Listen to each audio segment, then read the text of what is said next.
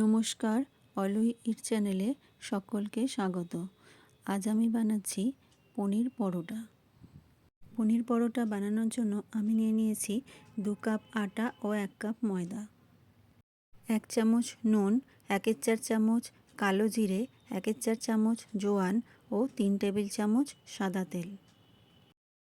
এগুলো সব একসাথে ভালোভাবে মিশিয়ে নেব। অল্প অল্প করে জল অ্যাড করে আটাটা মেখে নেব।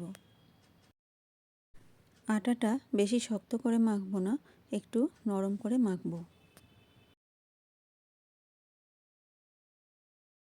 আটাটা মাখা হয়ে গেছে, এবার হাতে সামান্য সাদা তেল নিয়ে এর ওপর দিয়ে মাখিয়ে নেব, যাতে আটার মধ্যে যে ময়েশ্চার আছে তা বেরিয়ে না যায়। ঢাকা দিয়ে 10 মিনিট রেস্টে রেখে দেব। এবার কাঁটা চামচের সাহায্যে পনিরটাকে ম্যাশ করে নেব। আপনারা চাইলে গ্রেটার দিয়ে গ্রেট করেও নিতে পারেন।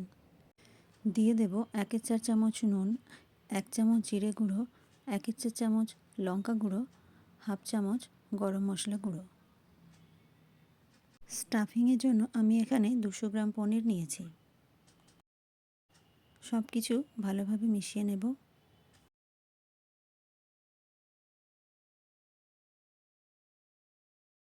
এইবার মেখে রাখা আটাটা ঢাকা খুলে আরও 1 মিনিট মতো থেসে থেসে মেখে নেব। আমার রান্না আপনাদের কেমন লাগে তা জানাতে ভুলবেন না। আর যদি ভালো লাগে তবে চ্যানেলটা সাবস্ক্রাইব করে পাশে থাকার অনুরোধ করব। পনিরের পরোটা বানাবার জন্য সমস্ত লেচিগুলো কেটে নিয়েছি।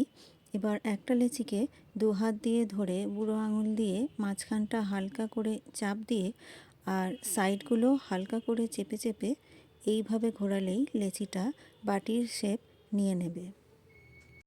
এখন একটা চামচ দিয়ে খানিকটা স্টাফিং এই বাটির মধ্যে রেখে চামচ দিয়ে ওপরটা হালকা করে চেপে দেব।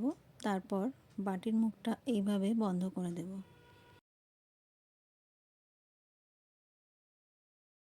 পনিরের স্টাফিংয়ে আপনারা চাইলে কুচনো পেঁয়াজ, কুচনো ধনেপাতা দিতে পারেন, তাতে স্টাফিংটা আরও টেস্টি হবে। এইবার সমস্ত পরোটাগুলো আমি তেল দিয়ে বেলে নেব।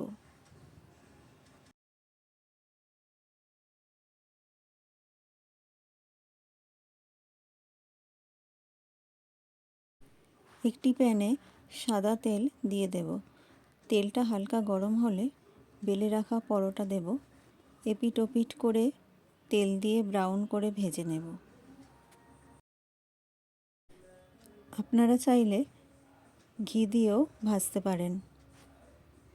সকালের ব্রেকফাস্টে অথবা ডিনারে অথবা টিফিন বক্স বা লাঞ্চ বক্সে এইভাবে বানিয়ে দিতে পারেন পনিরের পরোটা।